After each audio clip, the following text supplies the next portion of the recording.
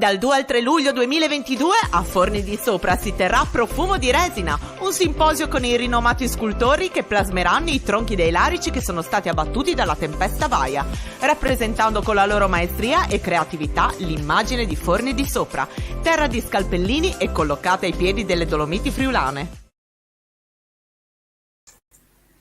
Ben ritrovati gentili amici e amiche alla visione e all'ascolto per quanto riguarda questa edizione Flash Live 19:20 per chi ci ascolta e ci vede in diretta. Andiamo subito a vedere cosa è successo. Le attività del gruppo Danieli non contemplano in alcun modo la produzione diretta di materiale bellico e i contratti stipulati non prevedono mai il coinvolgimento nelle scelte di produzione dei clienti.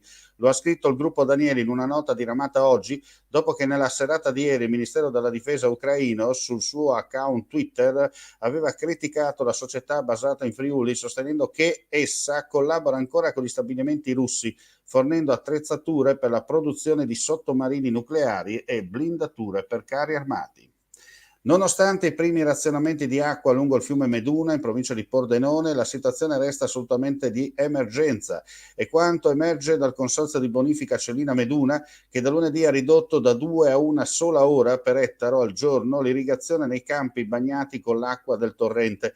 Quanto a razionamento idrico è già in corso da 2 settimane anche nella zona del consorzio irriguo del Cividalese in provincia di Udine. E adesso andiamo a vedere i numeri del Covid odierni per quanto riguarda il Friuli Venezia Giulia: 1514 nuovi casi di positività, 201 eventi dai 3273 tamponi molecolari processati, 1313 casi evidenziati dai 4064 test rapidi antigenici realizzate.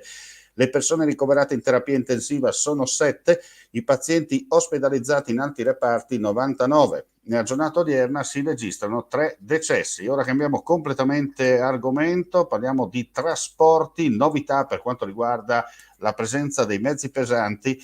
Oggi ha riferito il tutto l'assessore regionale Pizzimenti, servizio.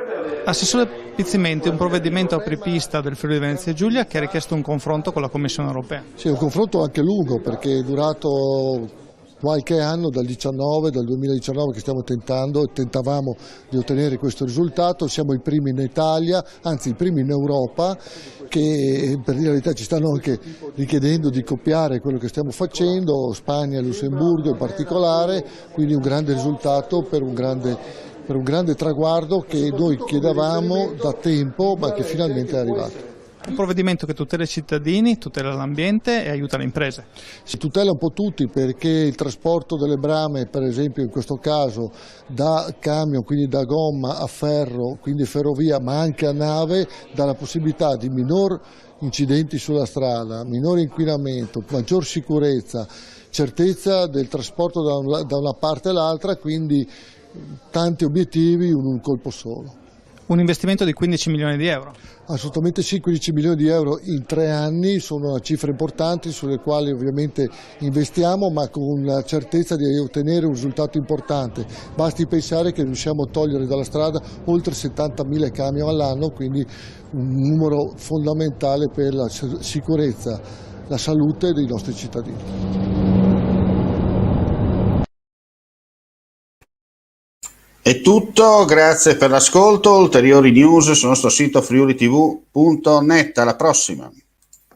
Vuoi assaggiare una birra dove al suo interno scopri la specialità tipica friulana? Lumi Beer, il prodotto ricavato in 20 ettari di terreno coltivato orzodistico, biodiversità, performance ambientale. Lumi Beer nelle sue 5 versioni disponibili, 4 per consumo veloce e dissetante e la versione Magnum per intenditori. Lumi Beer si abbina a qualsiasi palato. Lumi Beer è un prodotto esclusivo Azienda Agricola Pancera, il buon seme, i buoni frutti.